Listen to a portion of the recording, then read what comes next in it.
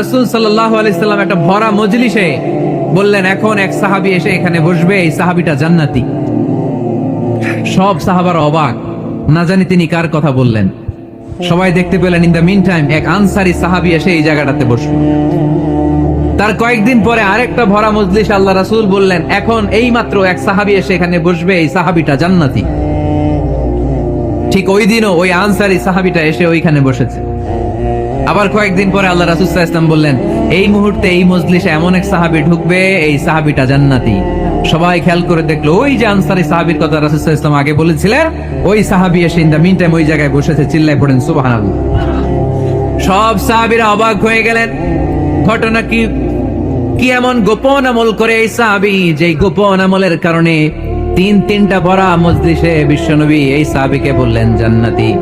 সাইয়েদনা আব্দুল্লাহ ইবনে আমর ইবনুল আস গোপন তথ্য বের করার জন্য এই সাহাবীর বাড়িতে চলে যে সাহাবীকে সালাম দিয়ে বললেন, ও আনসারী সাহাবী, আমার বাবার সাথে আমার ঝগড়া হয়েছে, আমি 3 দিনের জন্য তোমার বাড়িতে মেহমান হতে চাই।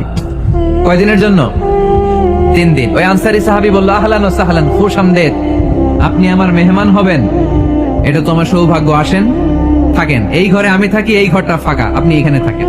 এবার আব্দুল্লাহ ইবনে আমর ইবনুল আস খেয়াল করলেন কোন গোপন আমল করে কিনা, কোন নেক আমল আছে কিনা এই সাহাবীর, যে কারণে তিনবার বিশ্বনবী এই সাহাবীরে জান্নাতি বলেছে। 3 দিন টানা 3 দিন লক্ষ্য করার পরে সাইয়েদনা আব্দুল্লাহ ইবনে আমর ইবনুল আস এই সাহাবীর মধ্যে তেমন বিশেষ কোন নেক আমল, গোপন আমল আর দেখতে পায় নাই। 3 দিন যখন শেষ, যাওয়ার পথে বলে, ভাই, আসলে আমার আব্বার সাথে আমার তেমন কোনো ঝগড়া টগড়া হয় নাই। ঝগড়া টগড়া কিছু না, আমি বিশেষ একটা কারণে এসেছি। 3বার বিশ্বনবী তোমাকে জান্নাতি বলে ঘোষণা করেছে। আমি দেখার জন্য এসেছি যে তুমি কি আমল করো, কিন্তু আমি তো বিশেষ কোনো আমল দেখলাম না। নামাজের সময় নামাজ পড়ো, তাহাজ্জুদের সময় তাহাজ্জুদ পড়ো, কোরআন তেলাওয়াতের সময় কোরআন তেলাওয়াত করো, আমি যা ইবাদত করি তাই তো করো, বরং আমার চেয়ে আরো কম করো। কি এমন তোমার আমল যে আমলের কারণে বিশ্বনবী তোমারে জান্নাতি বলেছে? সাহাবীটাকে বলে, আব্দুল্লাহ, আমার জীবনে বিশেষ কোনো আমল নাই, এমন কোন আমল আমি আমার জীবনে করি নাই যে আমলের কারণে বিশ্বনবী আমারে জান্নাতি বলে ঘোষণা দিতে পারে।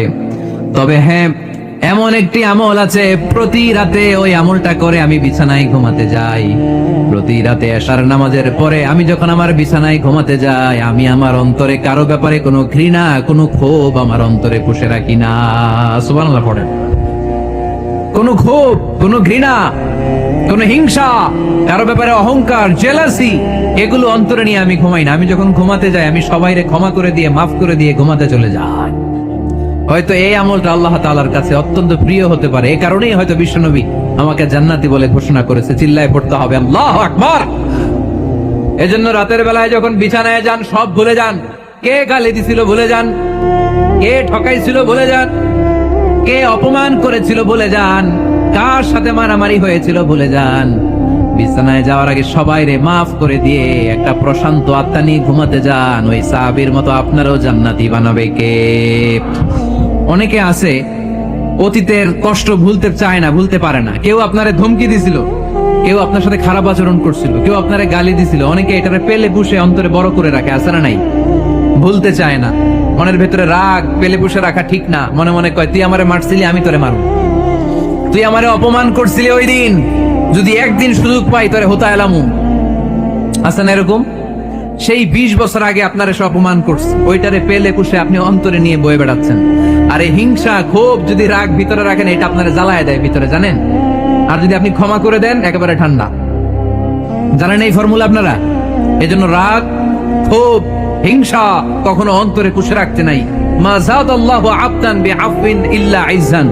কোন বান্দা যদি তার অন্য কোন ভাইকে ক্ষমা করে দেয়, আল্লাহ তাআলা এই ক্ষমাকারীর সম্মান আর মর্যাদাকে বাড়িয়ে দেয়।